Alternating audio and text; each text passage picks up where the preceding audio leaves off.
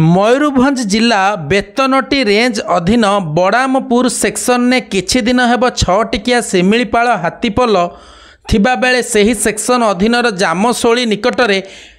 किछि जन व्यक्ति गाँव में एक बैठक करी धान बिल चारिपटे विद्युत तार लगाइथिले। सूचना अनुसार पाखापाखि 1 किलोमीटर पर्यंत जीआई तार रे विद्युत संजोग करा जाइथिला। तेबे विलंबित राति रे विद्युत तार संस्पर्श में आसी एक हाथीर मृत्यु घटी। मृत हाथीर बयस 15 वर्षरू अधिक एवं हाथीर मृत्यु विद्युत आघात हेबा परे वन विभाग खबर पाई तदंत आरंभ करिसंती।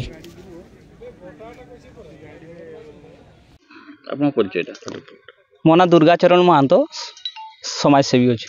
जो आज हाथी मृत्यु होती कौन देखुं घटना केमी देखुं दायी किए भावुं देखु आज जो हाथी मृत्यु है विद्युत विभाग भी दायी अच्छी जेहेतु 2 किलोमीटर ऊर्ध्व तार बिछा होता एवं विद्युत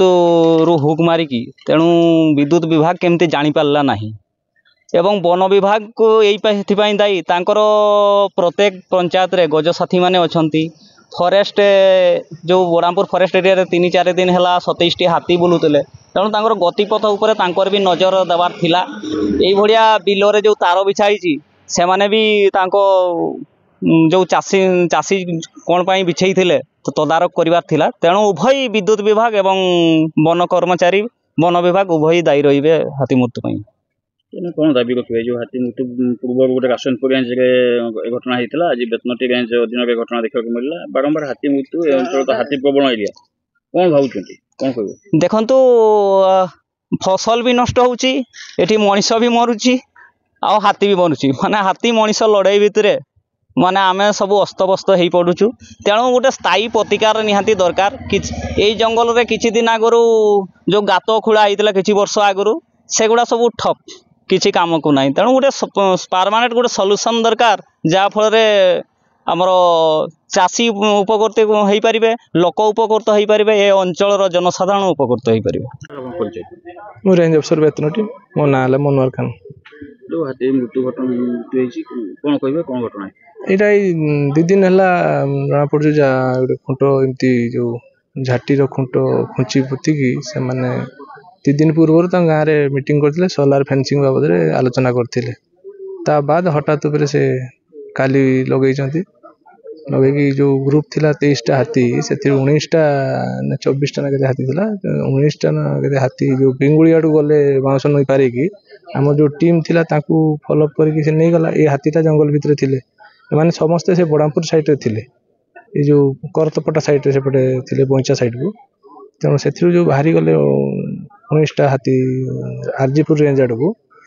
तेणु आम टीमटा ता पछरे ये 6टा हाथी मिसिंग थिले। तेणु से मिसिंग भितर मैंने भोर एपट को बिल पट को बाहरी आसिया समय इलेक्ट्रिफिकेशन थिला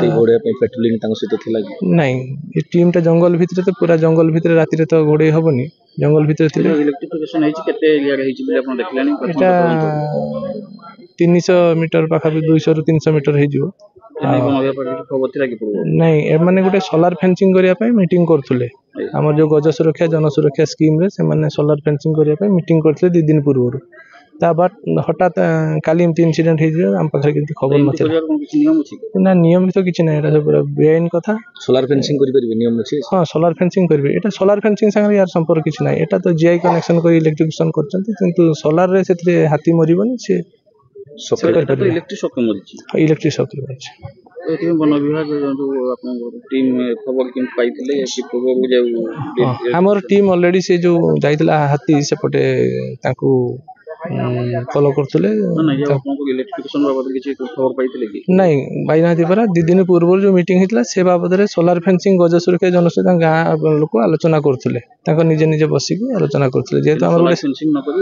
इलेक्ट्रिफिकेशन कर देले ए बाबद रे आपण जेतु जानि ना इलेक्ट्रिक वाला को भी खबर आपण देइ नथिले नहीं इलेक्ट्रिक वाला हम जानिनो देइनु ताको छि हाथी को एज केते हबो बस ए जो 15 ରୁ 20 वर्ष हो वयस्क एडल्ट प्रजाति रहती प्रजाति कौन आम एशियन एलिफेंट